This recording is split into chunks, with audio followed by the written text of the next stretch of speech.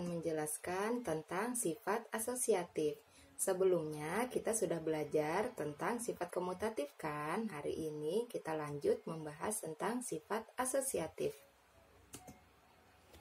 Sifat asosiatif adalah pengelompokan 3 bilangan atau lebih dengan urutan berbeda, namun hasil operasi hitungnya tetap sama. Ingat ya, kata kuncinya. Ini kata kuncinya. Pengelompokan 3 bilangan, hasil operasi hitungnya tetap sama. Nah, itu tadi.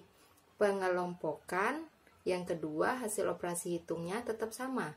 Kalau di komutatif, kata kuncinya pertukaran dan hasil operasi hitungnya tetap sama. Di asosiatif sama, ada 2 kunci juga. Yang satu pengelompokan, yang kedua hasil operasi hitungnya tetap sama. Kita lanjut ya untuk lebih paham. Seperti apa ya contohnya?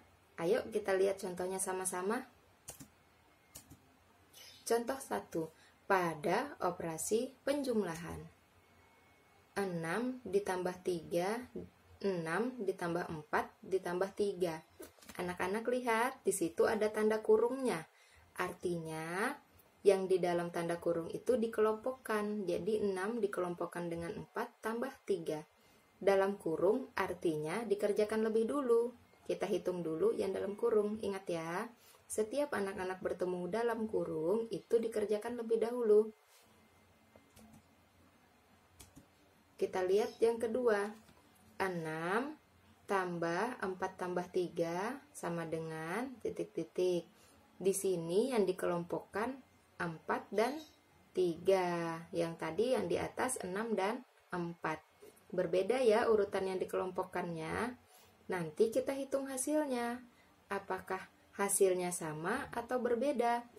Tadi kata kuncinya hasilnya sama kan? Jika hasilnya sama berarti berlaku sifat asosiatif.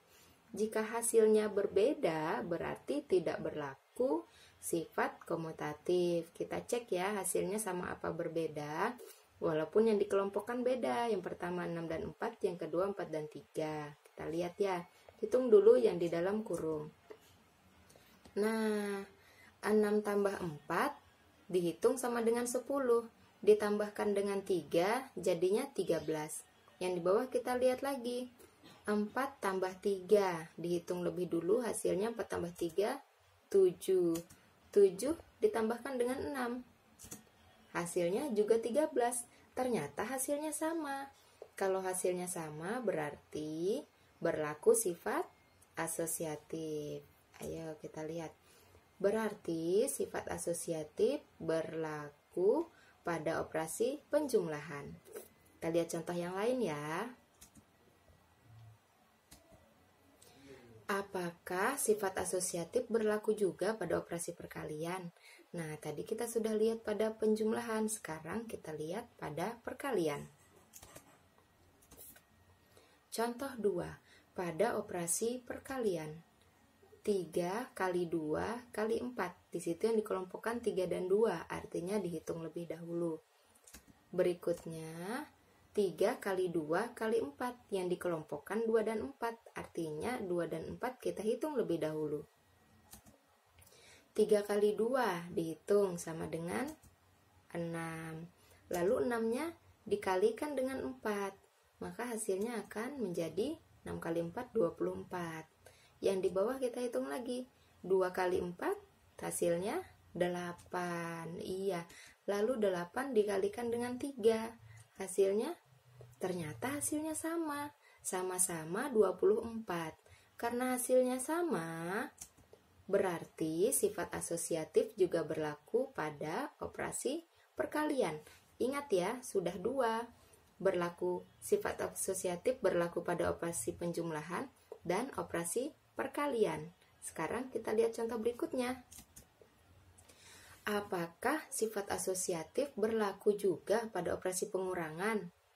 Kalau komutatif tidak berlaku ya. Bagaimana sifat asosiatif? Ayo kita lihat. Contoh 3. Pada operasi pengurangan. 5 dikurang 2 dikurang 1. yang dikelompokkan 5 dikurang 2. Nanti kita hitung lebih dahulu. Yang berikutnya 5 kurang 2 kurang 1. 2 kurang 1-nya kita hitung lebih dahulu karena dia dikelompokkan, ditandai dengan tanda kurung. 5 dikurang 2 hasilnya? Iya, 3. Lalu 3 dikurangi dengan 1 hasilnya 2. Bagaimana dengan yang di bawah? Ayo kita hitung. 2 dikurang 1 hasilnya 1. Lalu 5 dikurangi dengan 1 hasilnya 4. Ternyata hasilnya berbeda. Yang di atas hasilnya 2, yang di bawah hasilnya 4. Kalau hasilnya tidak sama, berarti sifat asosiatif tidak berlaku pada operasi pengurangan. Apakah sifat asosiatif berlaku juga pada operasi pembagian? Ayo kita cek sama-sama. Contoh 4 pada operasi pembagian. 16 dibagi 4 dibagi 2. Yang dikelompokkan 16 bagi 4, artinya dihitung lebih dulu. Kemudian 16 dibagi 4 bagi 2, yang dikelompokkan 4 bagi 2, berarti itu yang dihitung lebih dahulu. Ayo kita hitung sama-sama. 16 dibagi 4 sama dengan, iya 4, lalu 4-nya dibagi dengan 2, hasilnya 2. Yang di bawah kita lihat juga, 4 bagi 2 hasilnya 2. Kalau 16 dibagi 2 hasilnya 8. Ternyata hasilnya tidak sama. Yang di atas hasilnya 2, yang di bawah hasilnya 8. Kalau tidak sama berarti sifat asosiatif tidak berlaku pada operasi pembagian. Nah, itu tadi anak-anak penjelasan tentang sifat asosiatif. Ayo kita simpulkan bersama-sama. Apa kesimpulan dari yang kita sudah bahas tadi? Yang pertama, sifat asosiatif hanya berlaku pada operasi penjumlahan dan perkalian yang tadi hasilnya sama. Contoh 1 dan 2 tadi ya. Nanti kalau ragu bisa lihat lagi, diulangi videonya. Yang kedua, sifat asosiatif tidak berlaku pada operasi pengurangan dan pembagian. Tadi contohnya, contoh 3 dan 4.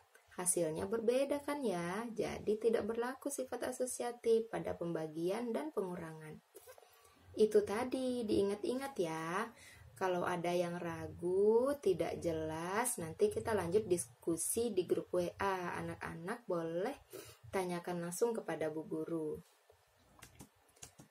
Nanti kalau